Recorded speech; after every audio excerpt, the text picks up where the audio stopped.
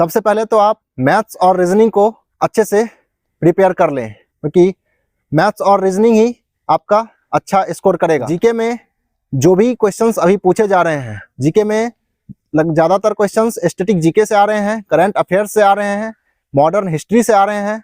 तो आप इन सभी चीज़ों पे फोकस करें। 2024 में अभी जितने भी सारे रिसेंटली एग्जाम हुए हैं, लोको पायलट से लेके आरपीएफ कांस्टेबल तक, इन सभी का एक बार पैटर्न्स देख लें कि क्वेश्चंस कहाँ से पूछे जा रहे हैं, किस टॉपिक से पूछे जा रहे हैं। इन सभी का एनालिसिस यूट्यूब पे दिया हुआ है, वहाँ से एनालिसिस करें, वहाँ से क्वेश्चंस का पैटर्न देखें, पीडीएफ डाउनलोड करें। इस तरीके से अपना स्मार्ट स्टडी करें। जब तक आप स्मार्ट स्टडी नहीं करेंगे, स्मार्ट तरीके से तैयारी नहीं करेंगे, तब तक आप इस भीड़ से अलग नहीं हो पाएंगे। भीड़ से अलग होना है आपको, तो आपको स्मार्ट स्टडी अपनाना पड़ेगा। क्वेश्चंस याद करने का बस एक ही तरीका है कि आप जब तक उसे रिवीजन नहीं करेंगे, उसे अच्छे से पढ़ेंगे नहीं, छोटा छोटा नोट्स नहीं बनाएंगे, तब तक आप क्वेश्चंस को अच्छे से रिमेंबर नहीं कर पाएंगे। और बहुत सारे ऐसे भी बच्चे हैं जो मॉक टेस्ट तो लगाते हैं, लेकिन उनका एनालिसिस भी नहीं करते हैं। तो मॉक टेस्ट लगाने के साथ साथ उसका एनालिसिस भी बहुत ज़्यादा जरूरी है। उससे आपको ये पता चलेगा कि हमारा कौन सा सेक्शन वीक है, तो आप सिर्फ उन सेक्शन पे ही फोकस करेंगे। मॉक टेस्ट लगाने से एक और फायदा होगा कि आप एग्जाम में अच्छे से टाइम मैनेजमेंट कर पाएंगे। उन्हीं बच्चों का सिलेक्शन होता है जो बच्चे इन तरीकों से मेहनत करते हैं, इन सभी चीज़ों को फॉलो करते हैं, अच्छे से रिवीजन करते हैं, उनका प्रैक्टिस करते हैं, मॉक टेस्ट लगाते हैं, उनका एनालिसिस करते हैं। वही बच्चे इस भीड़ से अलग हो पाते हैं, उन्हीं का सिलेक्शन हो पाता है। हेलो फ्रेंड्स, आप सभी का स्वागत है हमारे YouTube channel Ankit Singh railway में। तो आज मैं आप लोगों को बता रहा हूँ कि इस एनटीपीसी में जो इतने करोड़ों फॉर्म भरे गए हैं, उनमें मैं अपना सिलेक्शन कैसे लूँ, किस तरीके से अपना तैयारी करूँ, क्योंकि अब आपके पास बहुत ही कम टाइम बचा हुआ है।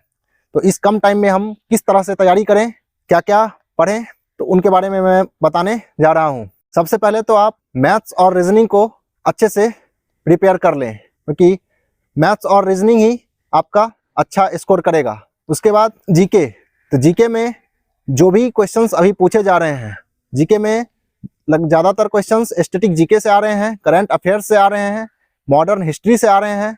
तो आप इन सभी चीज़ों पे फोकस करें। आप अब एंशंट हिस्ट्री, मेडिएवल हिस्ट्री पे उतना ज़्यादा फोकस नहीं करें, इन सभी टॉपिक को पढ़ें। 2024 में अभी जितने भी सारे रिसेंटली एग्जाम हुए हैं, लोको पायलट से लेके आरपीएफ कांस्टेबल तक, इन सभी का एक बार पैटर्न्स देख लें कि क्वेश्चंस कहाँ से पूछे जा रहे हैं, किस टॉपिक से पूछे जा रहे हैं। इन सभी का एनालिसिस यूट्यूब पे दिया हुआ है, वहाँ से एनालिसिस करें, वहाँ से क्वेश्चंस का पैटर्न देखें, पीडीएफ डाउनलोड करें।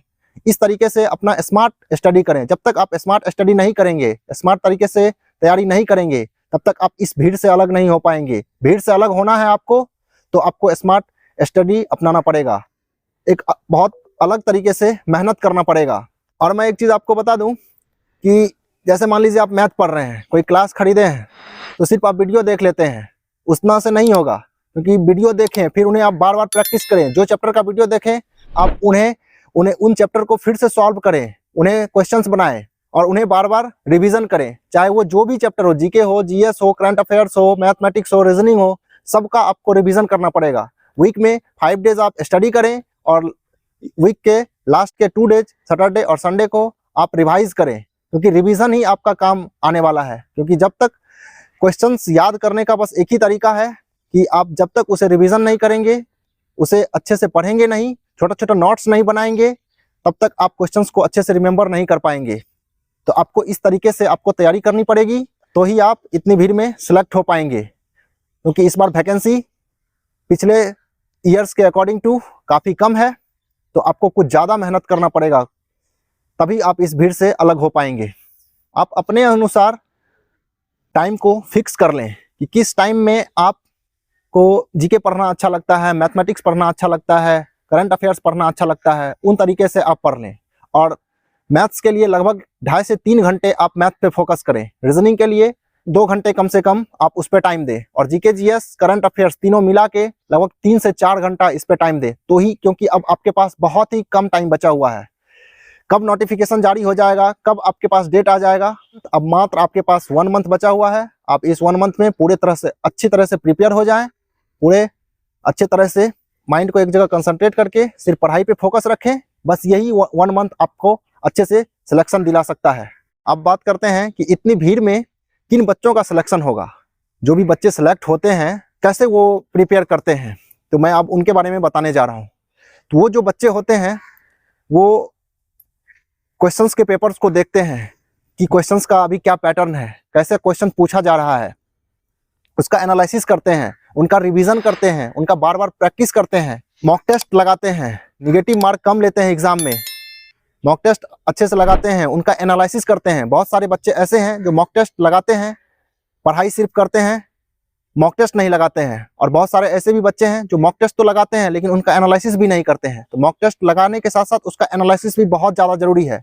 उससे आपको ये पता चलेगा कि हमारा कौन सा सेक्शन वीक है, तो आप सिर्फ उन सेक्शन पे ही फोकस करेंगे। और मॉक टेस्ट लगाने से एक और फायदा होगा कि आप एग्जाम में अच्छे से टाइम मैनेजमेंट कर पाएंगे। तो उन्हीं बच्चों का सिलेक्शन होता है जो बच्चे इन तरीकों से मेहनत करते हैं, इन सभी चीज़ों को फॉलो करते हैं, अच्छे से रिवीजन करते हैं, प्रैक्टिस करते हैं, मॉक टेस्ट लगाते हैं, उनका एनालिसिस करते हैं। वही बच्चे इस भीड़ से अलग हो पाते हैं, उन्हीं का सिलेक्शन हो पाता है।